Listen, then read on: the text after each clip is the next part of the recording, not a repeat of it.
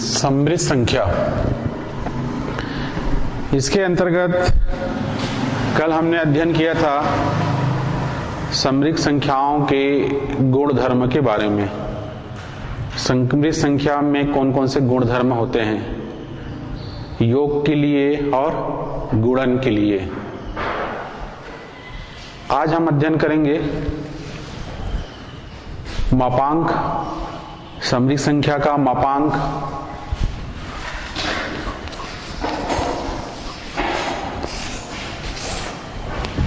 और समृद्ध संख्या से संबंधित सवालों को हल करेंगे। तो सबसे पहले हम देखते हैं मापांक क्या होता है। किसी समृद्ध संख्या का मापांक का अर्थ क्या है। हमारे पास एक समृद्ध संख्या है z equal to x plus i y. इसका जो मापांक होता है वो वास्तविक और अधिकल्पित भाग के वर्गों के योगफल का धनात्मक वर्गमूल। कहने का मतलब ये है, इसका मापांक को हम ये इससे दर्शाते हैं, दो खड़ी लाइन लेते हैं, उसके बीच में लिखते हैं इसको जेड को। इस समृद्ध संख्या का मापांक ये होता है under root x square plus y square. इसका मतलब क्या हुआ, वास्तविक भाग x कौन सा भाग है, वास्तविक है, y कौन सा भाग है, अधिकल्पित। वास्तविक भाग और अधिकल्पित भाग के वर्गों के योगफल का धनात्मक वर्गमूल। आप जानते हैं कि वर्गमूल में दो चिन्ह होते हैं, धन और ऋण। तो हमको कौन सा वर्गमूल लेना है इसमें, धनात्मक वर्गमूल, इसलिए यहाँ पे हमने खाली धन ही लिखा है, कोई साइन नहीं। इसका तात्पर्य किससे है, प्लस से है, धन से है। ये हो गया हमारा इसका मापांक हो गया, किसका, ये समृद्ध संख्या का मापांक हो गया। इसके वास्तविक और अधिकल्पित भाग के वर्गों के योगफल का धनात्मक वर्गमूल, ये होता है इसका समृद्ध संख्या का मापांक।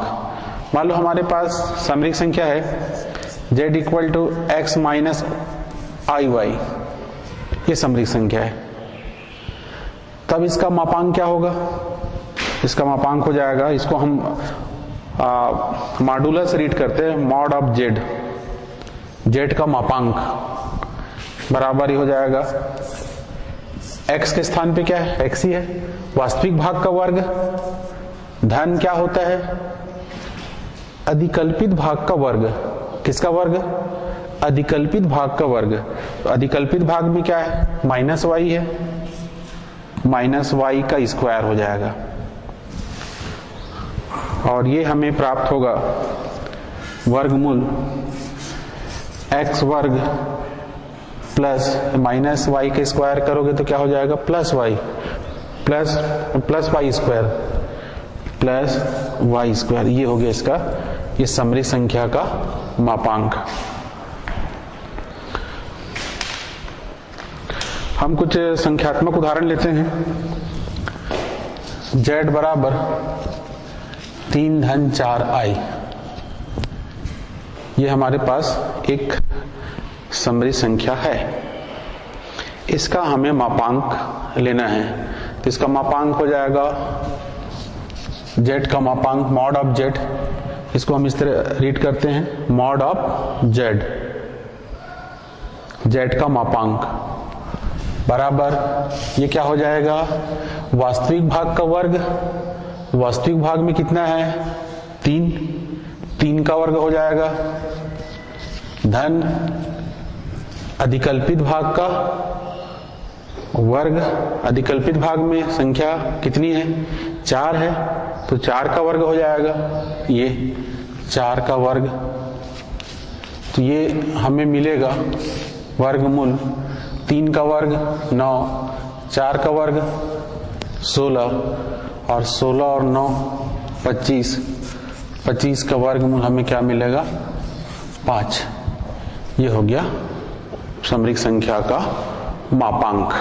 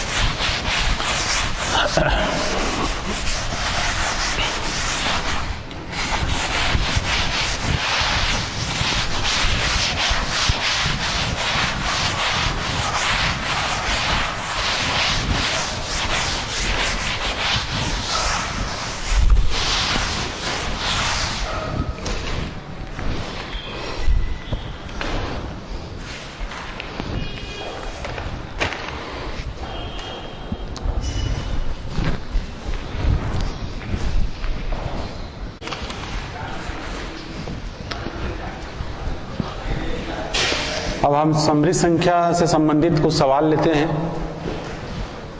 पहला सवाल है i की घात 28, इसका हमें मान ज्ञात करना है। हम किसका मान जानते हैं? आई स्क्वायर का मान जानते हैं। आई स्क्वायर का मान क्या होता है? इसका मान होता है -1। तो हम इसको इस तरीके से लिखते हैं आई स्क्वायर की घात 14, ताकि यहां पे हम आई स्क्वायर का मान रख सकें। ये हो जाएगा हमारा आई स्क्वायर का मान कितना है? -1, -1 की घात 14। और हम ये जानते हैं कि किसी भी ऋणात्मक राशि की घात अगर सम संख्या हो तो उसका मान क्या आता है? धनात्मक। तो ये हमें मिलेगा, क्या मिलेगा? ये धन का 1 प्राप्त होगा, क्योंकि जब 1 को हम कितने बार भी गुणा करें तो हमें क्या प्राप्त होगा? 1 ही प्राप्त होगा। और चूंकि यहाँ पे जो ऋणात्मक राशि है इसकी घात क्या है? सम संख्या है, तो इसका मान हमें क्या मिलेगा? धनात्मक मिलेगा, धन 1। तो हमको इस तरीके से अरेंज करना है कि उसमें आई स्क्वायर आ जाए, ताकि हम आई स्क्वायर का मान यहाँ पे रख सकें।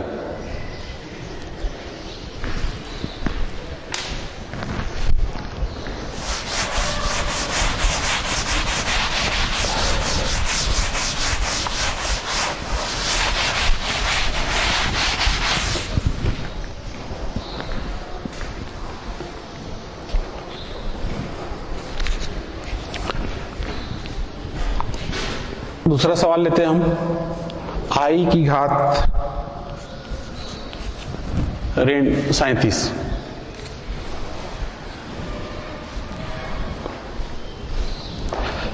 इसका हमें मान ज्ञात करना है। तो इसको हम कैसे करते हैं? पहले इसको हम इस तरीके से लिख देते हैं, 1/i की घात 37। नीचे ले जाएंगे तो क्या हो जाएगा? धनात्मक हो जाएगा। अब इसको हम इस तरीके से अरेंज करते हैं कि इसमें आई स्क्वायर आ जाए। इसको हम ऐसा लिखते हैं 1/, ये हो जाएगा आई स्क्वायर की घात 18 दूनी 36। ये आई की घात कितना हो गया? 36 हो गया। अब इसमें इंटू क्या करेंगे? आई, ये हमारा क्या बन जाएगा? आई की घात क्या बन जाएगा? 37। जैसे आई की घात, जैसे x की घात 4 है, इसको हम इस तरीके से लिख लेते हैं ना, x की घात 3 गुणा x की घात x की घात 4। अब ऐसा लिखने का कारण आप यहाँ पे समझ रहे हैं, किस कारण लिख रहे हैं ऐसा? हम आई स्क्वायर के वैल्यू हम पुटअप कर सके, रख सके, ताकि इसका हम हल ज्ञात कर सके। आई स्क्वायर बराबर क्या होता है? -1। आई स्क्वायर बराबर होता है -1 होता है। तो ये हो जाएगा 1/i स्क्वायर -1 की घात 18 इंटू आई। 1 की घात कितना भी हो हमें 1 ही प्राप्त होगा। और यहाँ पे आप देख रहे हैं कि ये ऋणात्मक राशि है। अगर ऋणात्मक राशि की घात क्या हो? सम संख्या हो, तो हमें मान धनात्मक प्राप्त होते हैं। तो ये हो जाएगा हमारा 1/1 गुणा आई।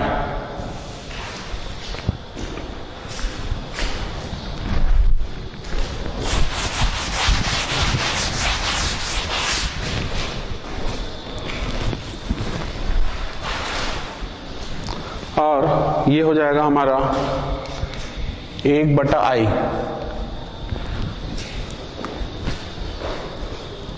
हमारा जो समरिक संख्या का स्टैंडर्ड फॉर्म, वो इसका व्यापक रूप ये होता है z equal to a plus i b. तो हम क्या करते हैं, इसको व्यापक रूप में लिखने के लिए, इसको स्टैंडर्ड फॉर्म में लिखने के लिए हम i को नीचे से हटाना चाहेंगे, नीचे से हम i को हटाना चाहेंगे। तो ये कैसे हटेगा?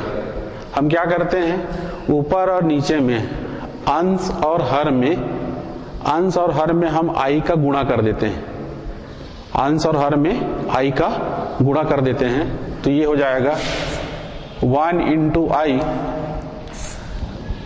Upon i into i. ये हो जाएगा हमारा i into i, i square,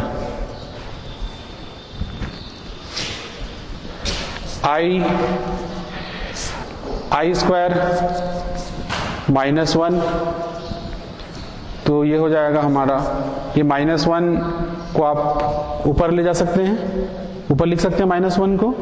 तो ये हो जाएगा हमारा माइनस आई।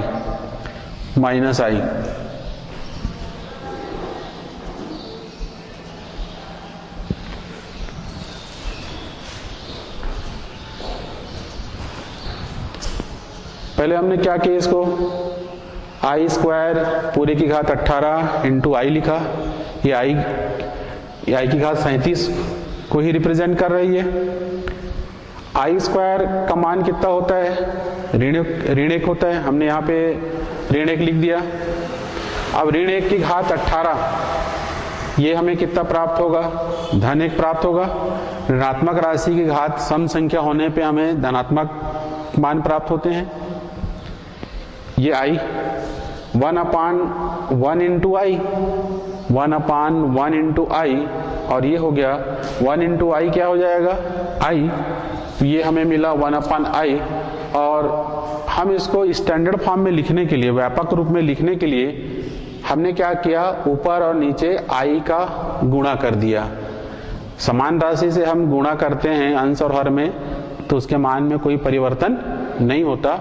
इस प्रॉपर्टी को लगा के हमने ऊपर और नीचे i का मल्टीप्लाई कर दिया। इससे क्या होगा कि नीचे से i हट जाएगा, ये आई स्क्वायर बन जाएगा।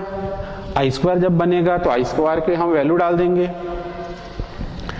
इसलिए हमने ऐसा किया ताकि उसको हम स्टैंडर्ड फॉर्म में व्यापक रूप में ले सके, आई को हम ऊपर शिफ्ट कर सकें। और ये हो गया आई स्क्वायर के वैल्यू क्या हो गया, -1। तो i अपान -1, और ये -1 को हम ऊपर लिख सकते हैं। तो ये हो गया, हमको क्या मिला, और 1 नीचे में रहेगा तो उससे डिवाइड करोगे तो कोई इसमें फर्क नहीं पड़ना है। तो ये हो गया -i, इसका आंसर।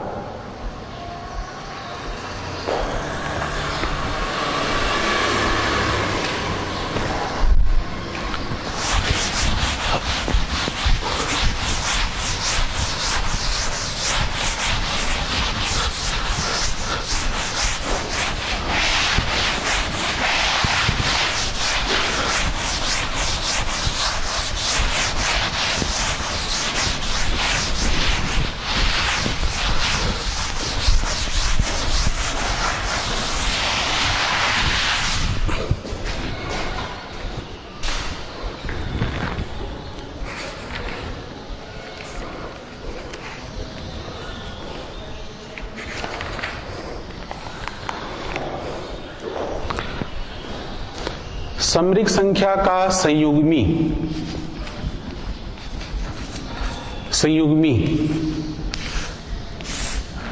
समरिक संख्या का संयुग्मी क्या होता है, हम इसके बारे में अध्ययन कर चुके हैं, तो भी मैं इसको थोड़ा संक्षिप्त रूप में ले रहा हूं।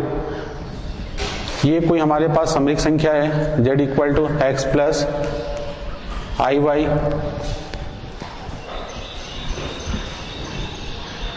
अब इस समरिक संख्या का हमें संयुग्मी बताना है। तो संयुग्मी के लिए हम क्या करते हैं, अधिकल्पित भाग का चिन्ह को बदलते हैं। अधिकल्पित भाग का चिन्ह हम विपरीत लेते हैं। प्लस है तो क्या लेंगे, माइनस, माइनस है तो प्लस किसका, अधिकल्पित भाग का, इमेजिनरी पार्ट का। और ये ऊपर ये जैसे ये जेड बार, इस संयुग्मी के लिए लगा देते बार, जेड बार। ये क्या बता रहा है, समरिक संख्या जेड का संयुग्मी को बता रहा है। ये एक्स, ये साइन चेंज करोगे, अपोजिट, प्लस का क्या लोगे, माइनस, और माइनस रहेगा तो प्लस। इसके बारे में हम पहले अध्ययन कर चुके हैं, माइनस आई वाई। ये हो गया इसका समरिक संख्या का संयुग्मी। अब इससे संबंधित कुछ सवाल हम लेते हैं, संयुग्मी से संबंधित।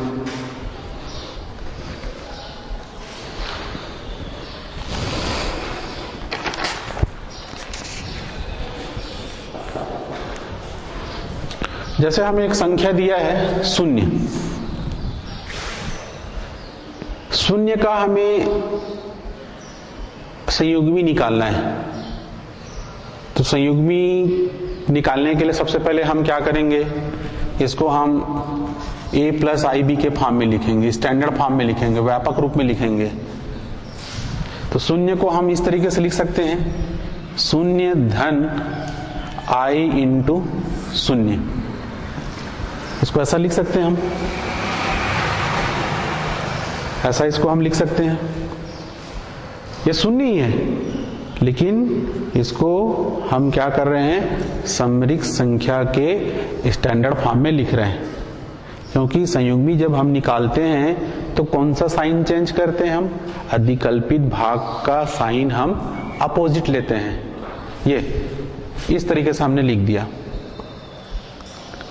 तो अब इसका संयुग्मी, शून्य का संयुग्मी, ये समरिक संख्या है, ये संयुग्मी, शून्य का संयुग्मी 0, और ये हो जाएगा, इसका हम साइन अपोजिट लेंगे, माइनस माइनस आई इंटू 0।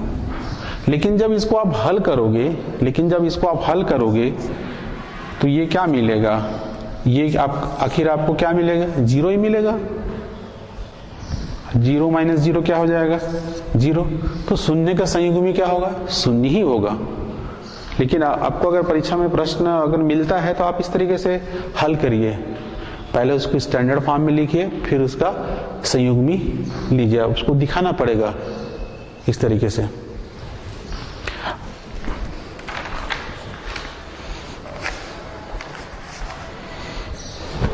एक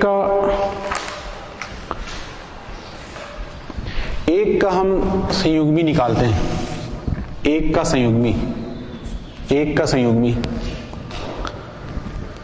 एक को हम समरिक संख्या के रूप में कैसे लिख सकते हैं, इस फॉर्म में, व्यापक रूप में, 1 धन i इंटू क्या हो जाएगा, 0। आखिर ये क्या है, एक ही है, लेकिन हमने उसको किस रूप में लिखा, समरिक संख्या के व्यापक रूप में लिखा, क्योंकि हमें संयुग्मी निकालना है। तो संयुग्मी में आप जानते हैं कौन सा चिन्ह बदलता है, अधिकल्पित भाग का। इसलिए यहाँ पे हम दोनों भाग को दिखा रहे हैं कि भाई ये वास्तविक भाग है और ये अधिकल्पित भाग। हालांकि इसमें 0 है, लेकिन हमें ऐसा पूरे स्टेप्स हमको लिखने होंगे। अब एक का संयुग्मी,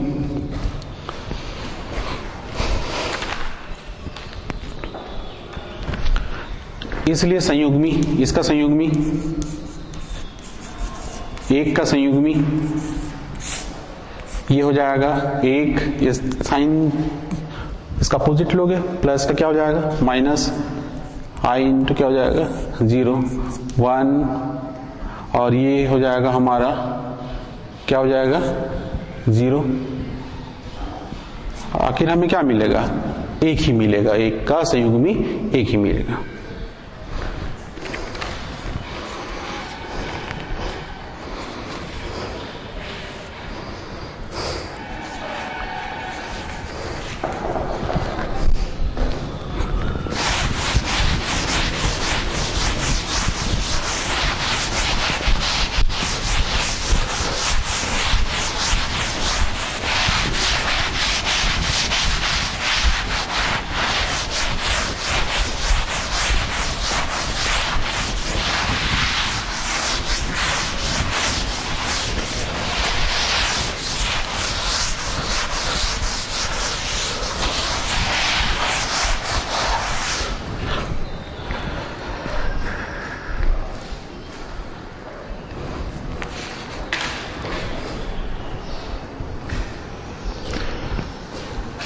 हम क्रमित युग्म के बारे में अध्ययन कर चुके हैं। समरिक संख्या क्या? क्रमित युग्म।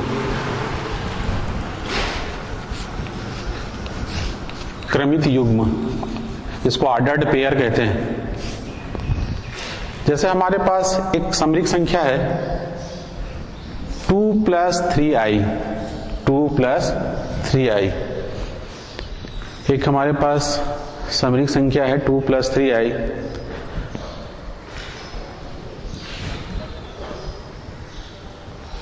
इसको हमें क्रमित युग्म में लिखना है, एक पेयर के रूप में, जोड़ा के रूप में। हम क्या करते हैं, हम पहले अध्ययन कर चुके हैं। पहले हम वास्तविक भाग को लिखते हैं, फिर अधिकल्पित भाग को। वास्तविक भाग में नंबर कितना है? 2 है, और अधिकल्पित भाग में 3। ये छोटे ब्रैकेट के अंदर ऐसा लिखा जाता है। ये भी समरिक संख्या है। ये भी क्या है? समरिक संख्या है। ये कहलाता है क्रमित युग्म। क्रमित युग्म। अब इसको आप इस तरीके से लिख सकते हो, इसको इस तरीके से लिख सकते हैं। जैसे कि हमारे पास एक समरिक संख्या है 4 धन 5i, 4 धन 5i। अब इसको हमें क्रमित युग्म में लिखना है, तो हम कैसे लिखेंगे? पहले वास्तविक भाग, फिर अधिकल्पित भाग। छोटे कोष्टक में इस तरीके से उसको पेयर के रूप में ऐसा लिखा जाता है, वास्तविक भाग फिर अधिकल्पित भाग। ये समरिक संख्या है। हमारे पास एक समरिक संख्या है 6 ऋण 5। अब इसको हमें व्यापक रूप में लिखना है। व्यापक रूप आप जानते हैं, z = a + ib। a वास्तविक भाग और b अधिकल्पित भाग। तो ये क्रमित युग्म है। क्रमित युग्म को हमें व्यापक रूप में लिखना है, तो कैसे लिखेंगे इसको हम? एक स्थान पे क्या है? 6। एक स्थान पे क्या है? 6 6 प्लस i, और b क्या है हमारा?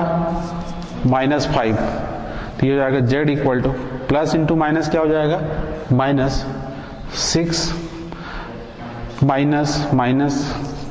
-5i। ये हो गया, उसका व्यापक रूप हो गया। इस रूप में है, उसको इस रूप में लिख सकते हैं, और इस रूप का इस रूप में लिख सकते हैं। ये हमारा क्रमित युग्म से संबंधित कुछ सवाल हो गए।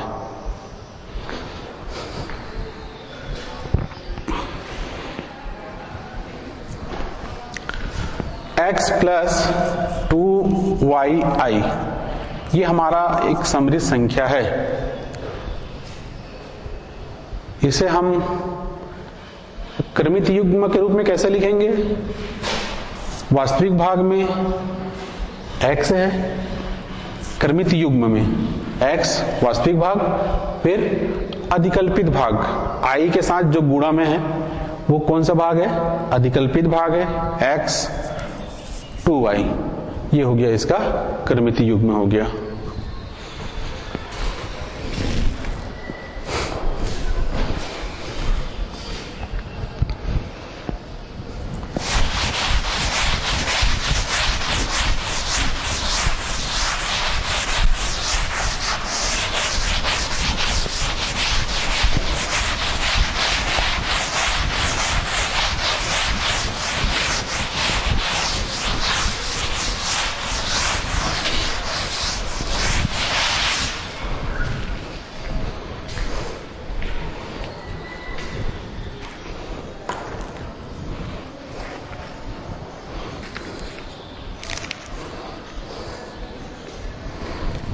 हम एक सवाल लेते हैं। इसमें हमें x y के मान ज्ञात करना है। x y के मान ज्ञात कीजिए।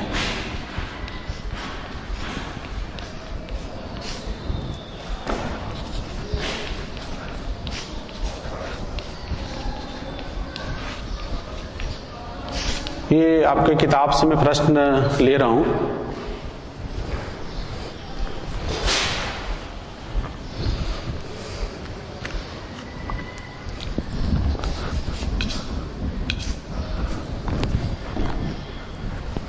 टू प्लस कोष्टक में x plus y i is equal to 3 minus आई।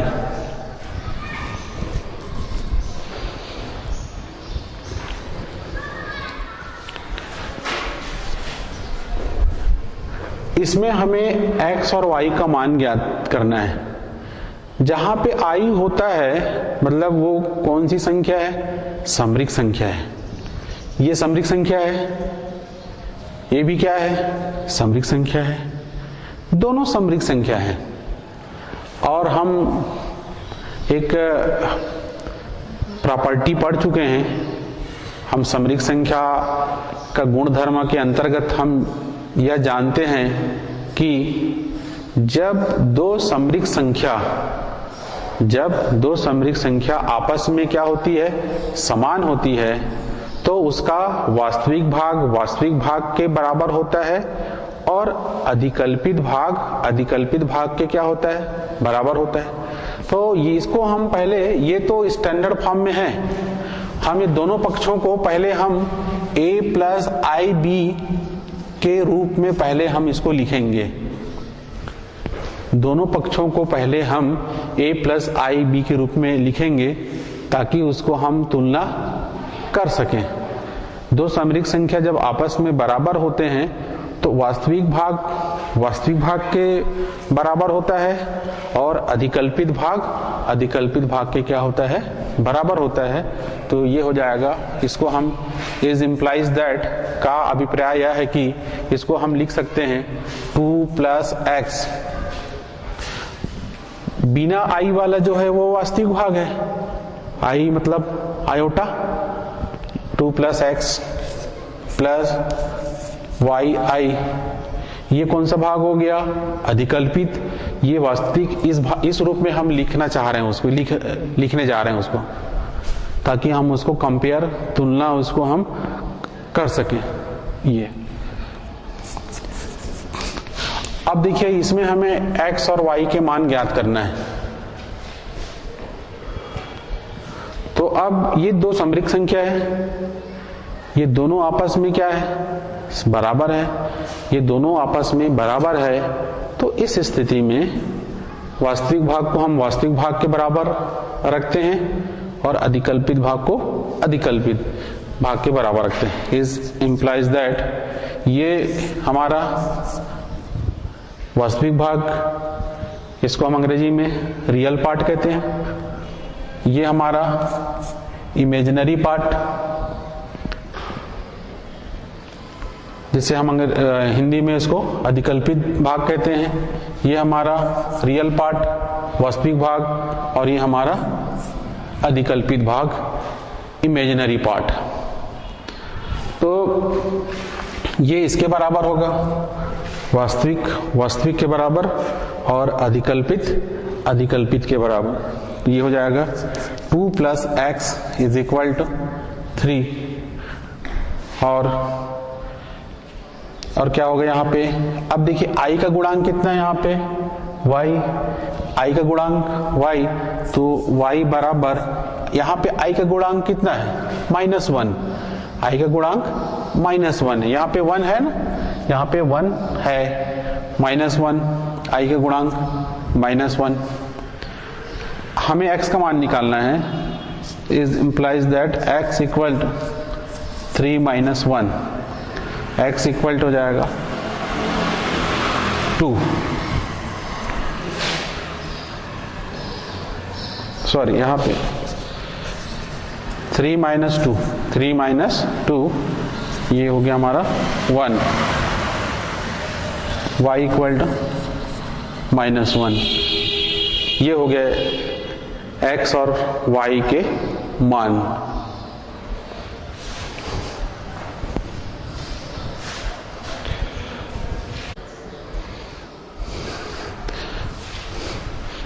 तो यहाँ पे हमें x का मान प्राप्त हुआ 1 और y का मान प्राप्त हुआ हमें -1 प्राप्त हुआ।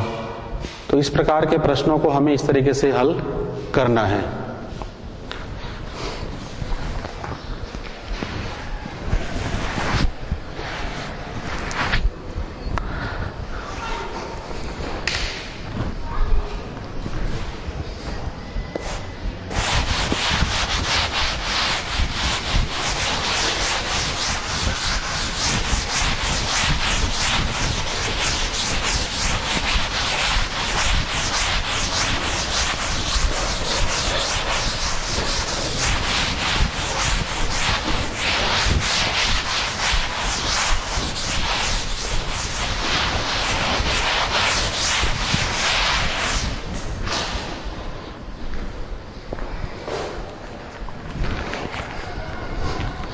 अगला प्रश्न हम लेते हैं,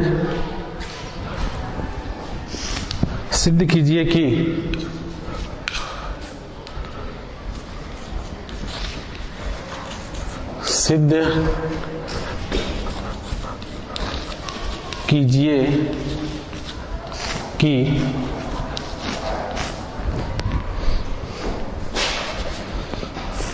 वर्गमूल i बराबर 1 धन i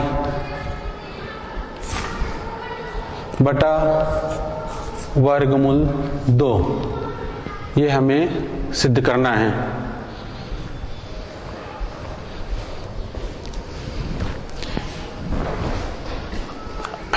इसमें हम राइट हैंड साइड लेके चलते हैं। इसको लेके ये लाना थोड़ा सा हमारे लिए थोड़ा दिक्कत होगा, हम इसको लेके चलते हैं राइट हैंड साइड को।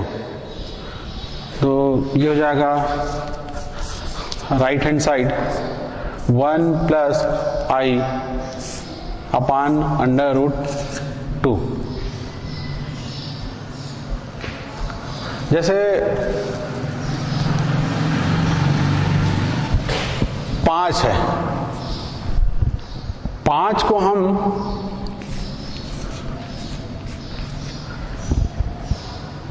वर्गमूल 5 स्क्वायर ऐसा लिख सकते हैं। ये 5 स्क्वायर क्या होगा 25, अब 25 का वर्गमूल क्या मिलेगा 5। तो इसको हम इस तरीके से लिख सकते हैं, बस उसका हम फॉर्म चेंज कर रहे हैं, उसका रूप को बदल रहे हैं। मान तो वही रहेगा, मान वही रहेगा। 5 को मैं ऐसा भी लिख सकता हूं, ये भी क्या है 5 ही है। 5 का वर्ग मतलब 25, और 25 का वर्गमूल हमें क्या मिलेगा 5 ही मिलेगा। तो वैसे कुछ यहां पे हमें करना है। यहां पे हम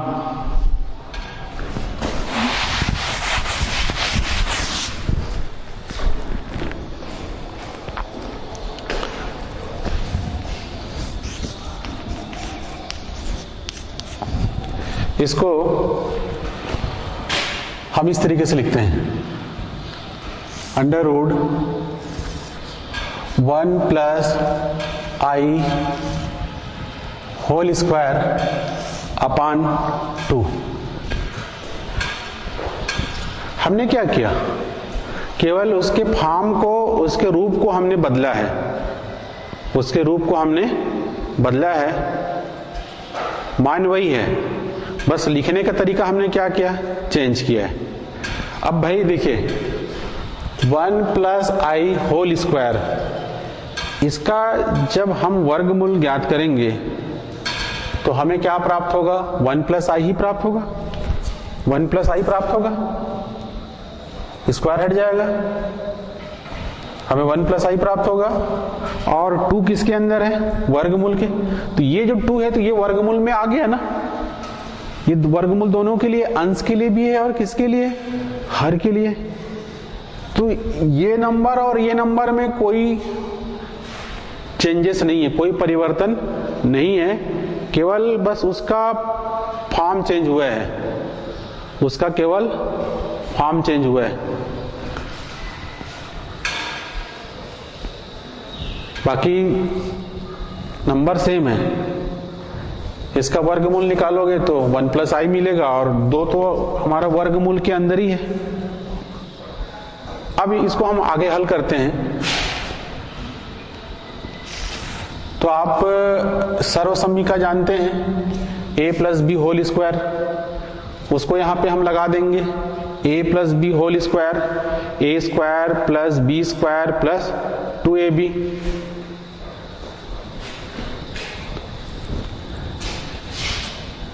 a स्क्वायर 1 का वर्ग 1 प्लस बी स्क्वायर i का वर्ग प्लस 2ab, तो ये हो जाएगा 2 इंटू 1 इंटू i अपान 2 बराबर वर्गमूल 1 प्लस i स्क्वायर माइनस 1, ये माइनस 1 रख दिए, 2 इंटू 1 इंटू i, ये हमें क्या प्राप्त होगा 2i प्राप्त होगा अपॉन 2 इज इक्वल टू, ये हो जाएगा plus into minus, -1 plus 2i upon 2, तो ये कैंसिल हो जाएगा, ये 0 हो जाएगा और ये हमें मिलेगा अंडर रूट 2i अपॉन 2। ये 2 से 2 क्या हो जाएगा, कैंसिल हो जाएगा और ये हमें मिलेगा अंडर रूट i। हमें ये लाना था अंडर रूट i। हमने क्या किया, हमने राइट हैंड साइड को लेके चला, राइट हैंड को लेके हमने क्या लाया, लेफ्ट हैंड लाया। ये हो गया हमारा LHS, left hand side proved.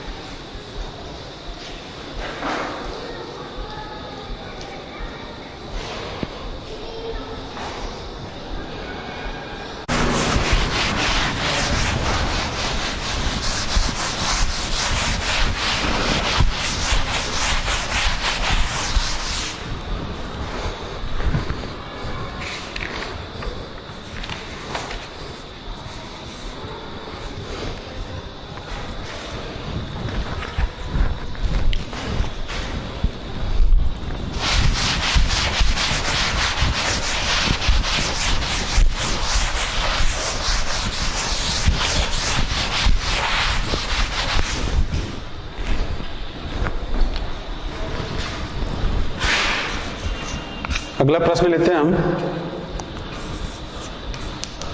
9 plus 8i minus कोष्टक में 7i प्लस 3।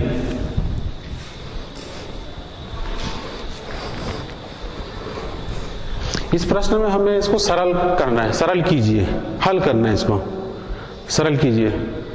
तो इसमें हम क्या करते हैं, 9 प्लस 8i, पहले ब्रैकेट ओपन कर लेते हैं, minus 7i plus into minus minus, ये -3।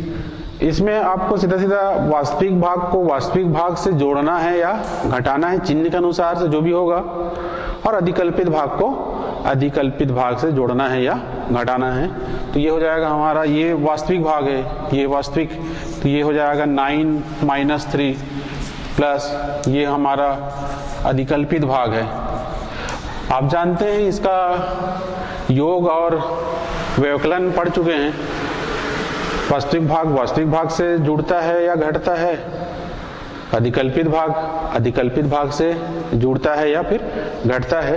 तो ये हम यहाँ पे ये ले लिए, वास्तविक अलग कर लिए, अधिकल्पित अलग कर लिए। तो 9 में 3 घटेगा, कितना आएगा 6, और 8i में 7i गया, तो कितना मिलेगा हमें i, 6 प्लस i। ये इसका आंसर होगी। इस तरीके से हमें हल करना है। तो इसी के साथ आज की यह कक्षा समाप्त होती है। धन्यवाद।